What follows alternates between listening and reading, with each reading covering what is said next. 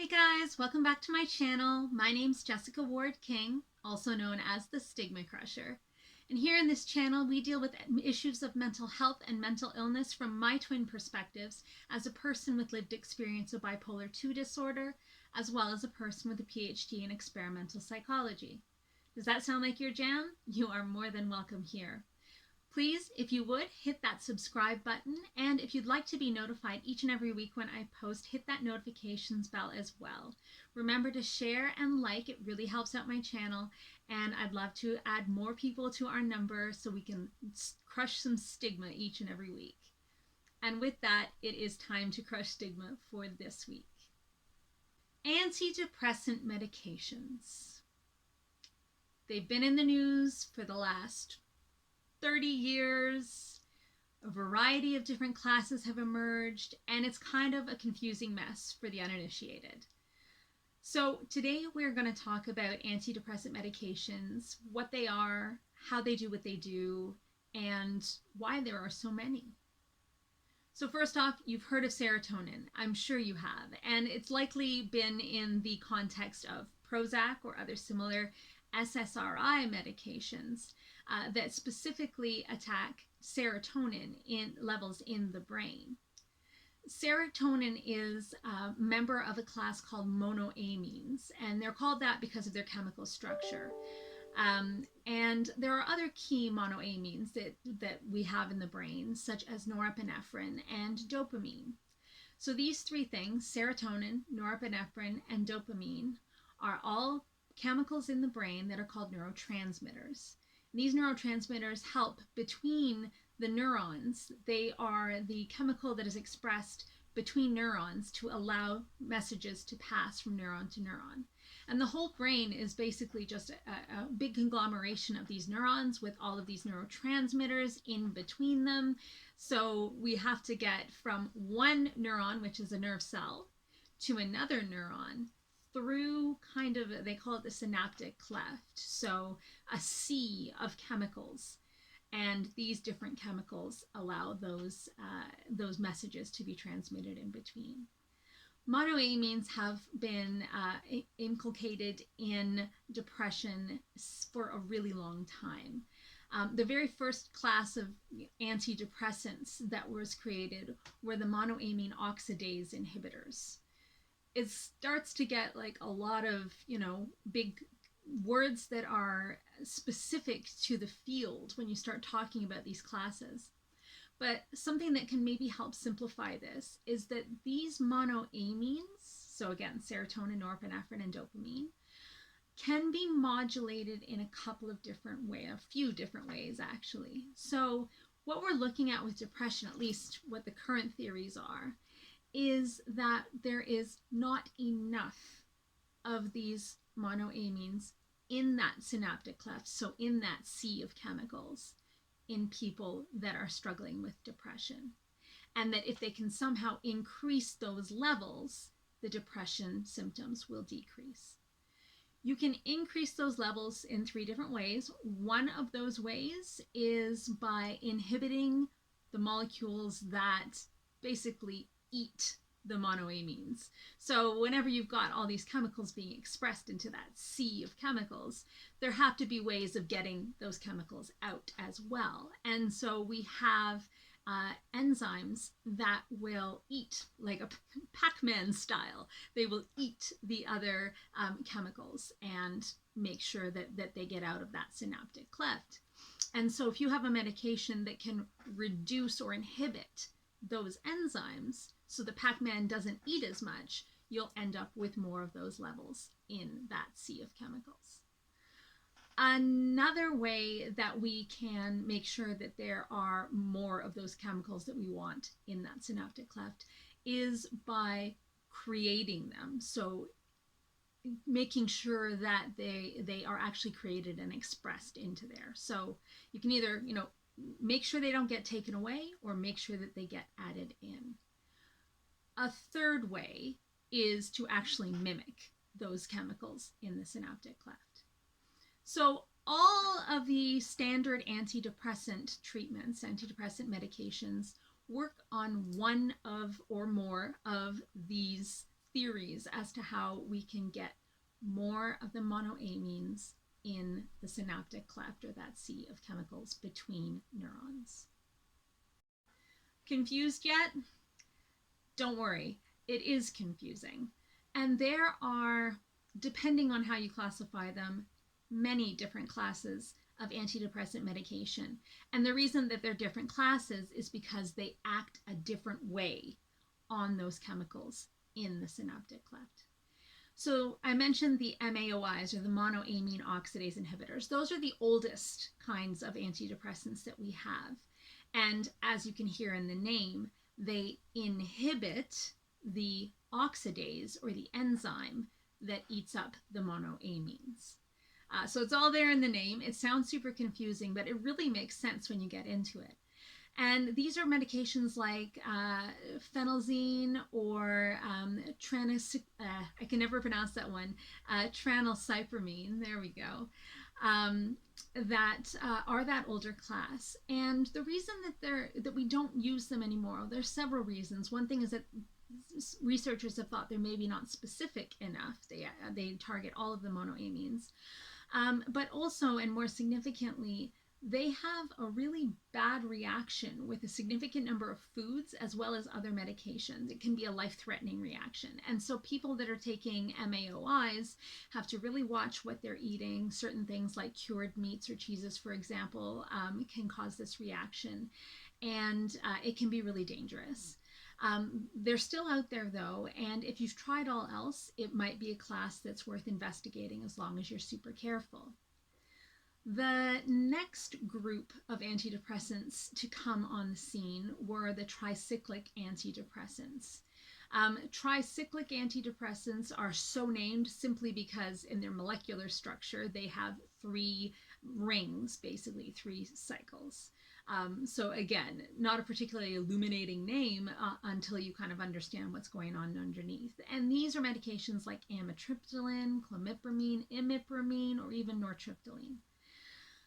The problem with these older medications is that they're quite dangerous for overdose. So it's pretty easy to overdose on them, and the overdose can be pretty catastrophic. And so for patients that are struggling with suicide, or even for patients that end up taking too much just by accident, that can be really super dangerous.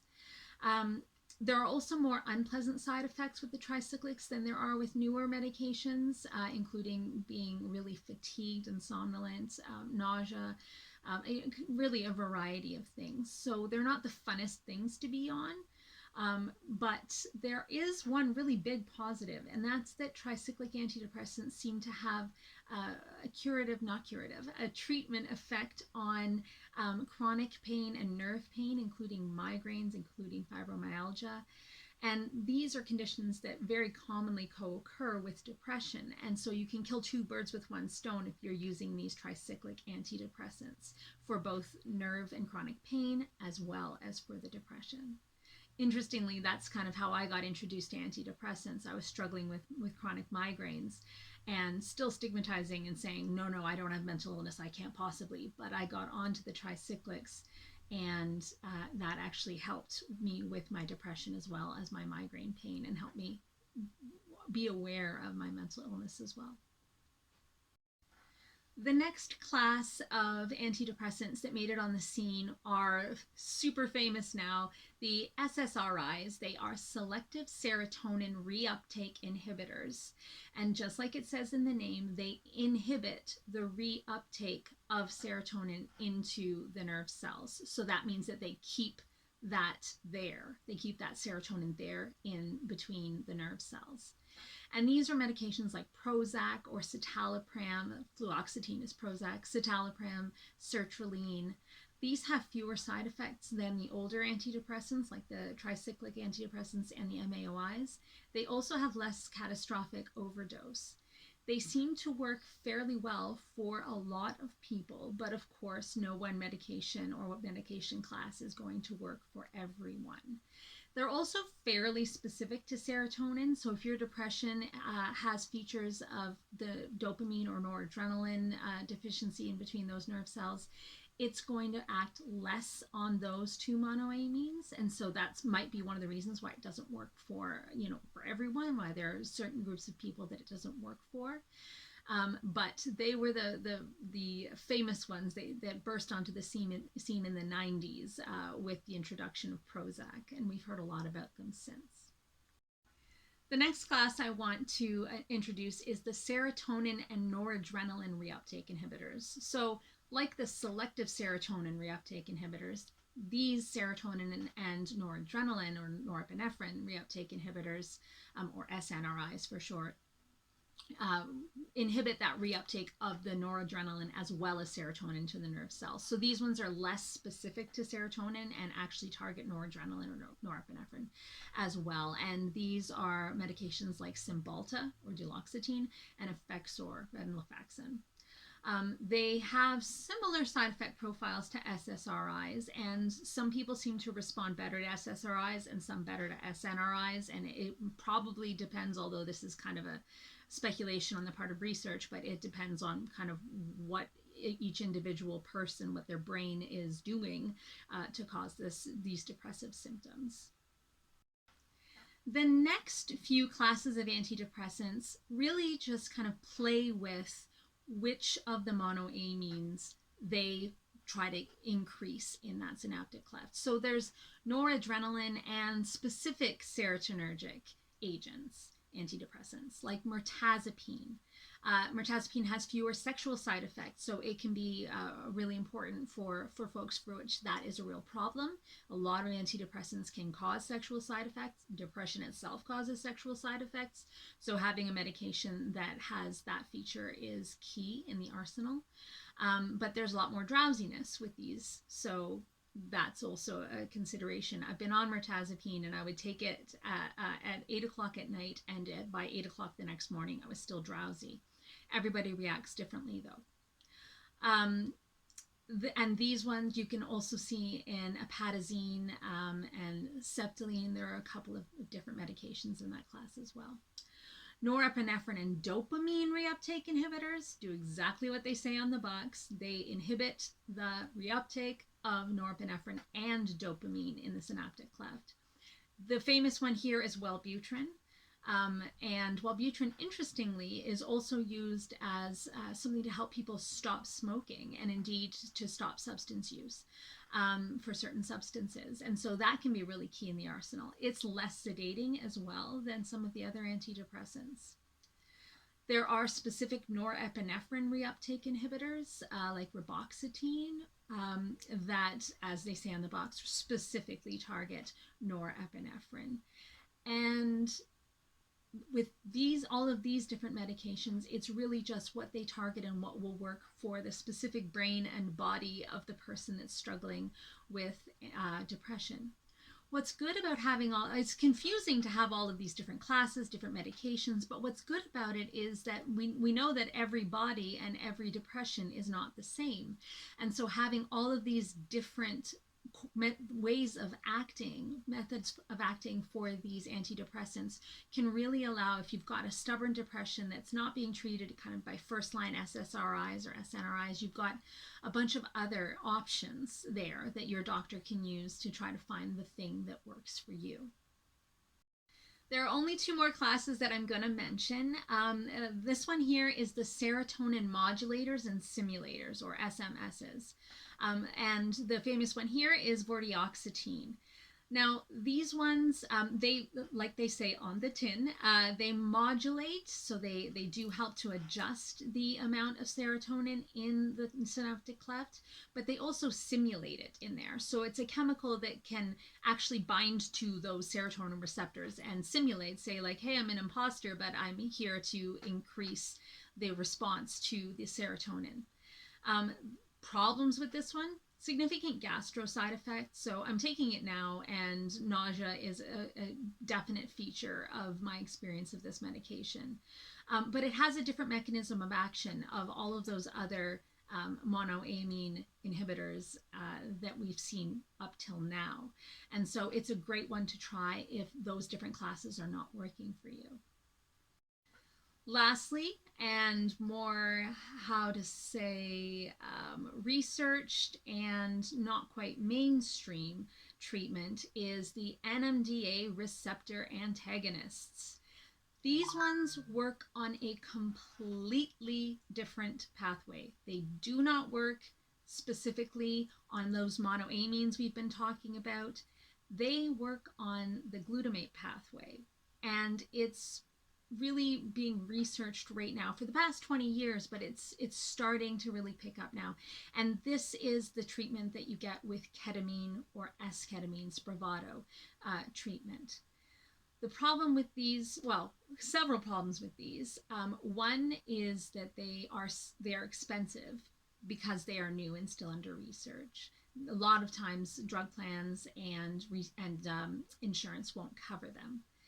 They have to be administered in clinic because when you are receiving the medications, there is an experience of dissociation. There can be hallucinations. There can be delusions. There can be also really super physical side effects like heart rate and blood pressure increase. So you have to be monitored in clinic when you're taking these. And the really big pluses so far for them is that they act very quickly to reduce or eliminate depressive symptoms in patients.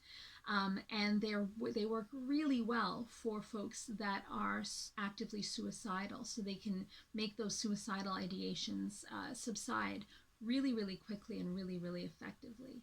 And because they're administered in clinic, there's very little risk of overdose or inappropriate use. They don't seem to make a person become addicted to or crave ketamine or S-ketamine, so that's a good thing. And there's also some evidence that they completely rework the brain pathways that are contributing to depression. So they're out of left field, a completely new, different class that don't rely on the monoamine pathways to help depression. For folks that are super duper stuck, that have been in a long-lasting chronic depression and aren't seeming to be able to get out of it, this can be an option, albeit a bit of a scary one. It's one that I'm facing right now, so I can update you guys onto how that whole procedure and how it works and what it's doing for me in my experience. But I really wanted to mention it as possibly a ray of hope for folks that have already essentially tried everything for their depression and nothing seems to be working. So I'll be sure to update you guys on my journey with that, but it's something to look into. Actually, on the note of ketamine and S-ketamine, S-ketamine treatment, the nasal spray, has been approved by Health Canada as a treatment for depression, for chronic depression in Canada.